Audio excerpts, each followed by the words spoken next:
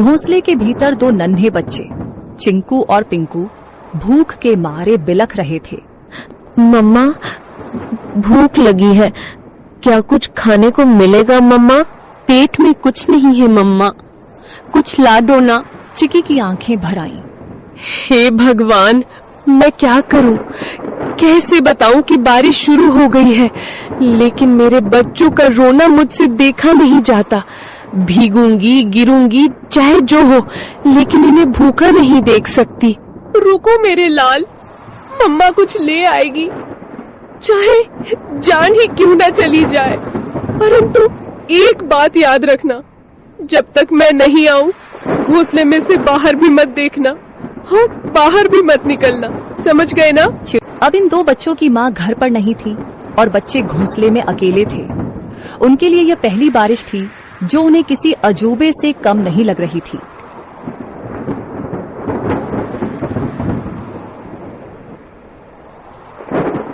चिंकू बार बार गर्दन बाहर निकालकर देख रहा था। अरे ओ पिंकू, सुन रे, ये क्या चीज ऊपर से टपक टपक गिर रही है? कोई रो रहा है क्या? पिंकू घोंसले के कोने में दुबक कर बैठा था। अबे मूर्ख, रोने की आवाज नहीं है ये, बारिश है बारिश, आसमान बरस रहा है। पर ये आवाज कितनी डरावनी है। और पानी, इतना सारा पानी कहाँ से आता है रे? मत देख बाहर, मम्मा ने कहा था बिजली चमकी तो घोंसले समेत भस्म हो जाओगे। चिंकू सहम गया। हवा के साथ पानी की बौछारें घोंसले तक पहुंचने लगी थी। दोनों भीगने लगे। मम्मा कब आएगी पिंकू? भूख लग रही है यार, और डर भी। पिंकू कुछ नहीं बोला। उसकी आंखों में चिंता थी। मम्मा ने कहा था कि अगर मैं देर से लौटूं तो घबराना मत, चुपचाप बैठे रहना। डर से बड़ा कोई शिकारी नहीं होता। चिड़िया खाना लेने के लिए चली जाती है। चिकी चिड़िया को जंगल में कुछ गेहूं मिले। उसने वो गेहूं को अपनी पतली टांगों से पकड़ा और तेज बारिश में फिर से बच्चों के पास लौटने की ठान ली। बारिश और हवा में अपना जोर दिखाना शुरू कर दिया था। उसे ना चाहते हुए भी एक पेड़ की डाल पर बैठना पड़ा। हे राम, बच्चे अकेले हैं, घोंसला खुला है और ये बारिश बढ़ती ही जा रही है। यदि बारिश थोड़ी सी भी कम हो तो मैं सीधी दौड़ती हुई उड़कर अपने बच्चों के पास पहुंच जाऊंगी। तभी बगल की डाली पर टोनी तोता फुर्र से आकर बैठा। अरे टुनी बहन, तू यहाँ क्या कर रही है इस तूफानी बारिश में? तुम्हें होश भी है कि बच्चे अकेले हैं? टोनी भाई, क्या करूं, उड़ नहीं पा रही, पंख गीले हो गए हैं। बहन, कल की बात बताऊं, मैं कबूतर बहन के घोंसले के पास से जा रहा था। क्या हुआ वहाँ?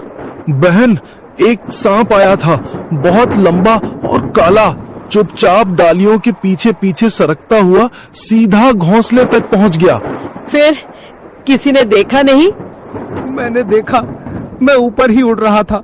जब देखा कि सांप कबूतर के बच्चों के ऊपर झपटा, मैं चीखा जोर से, सांप सांप। सब पक्षी इकट्ठा हो गए, लेकिन तब तक बहुत देर हो चुकी थी। वो दो बच्चों को निगल गया बहन। चिकी सन्न रह गई। टोनी का चेहरा भावुक हो उठा।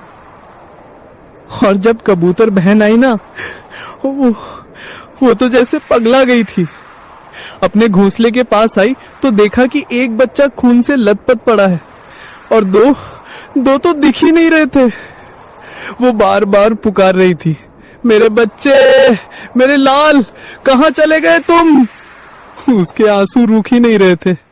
अपने बचे हुए एक बच्चे को उसने पंखों में दबा लिया और फिर चुपचाप बैठ गई, जैसे दुनिया ही खत्म हो गई हो उसकी।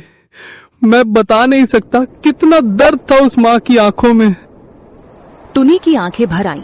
टोनी बोला, तू समझ रही है ना बहन, ये बारिश सिर्फ पानी नहीं लाती, भूख से तड़पते शिकारी भी लाती है।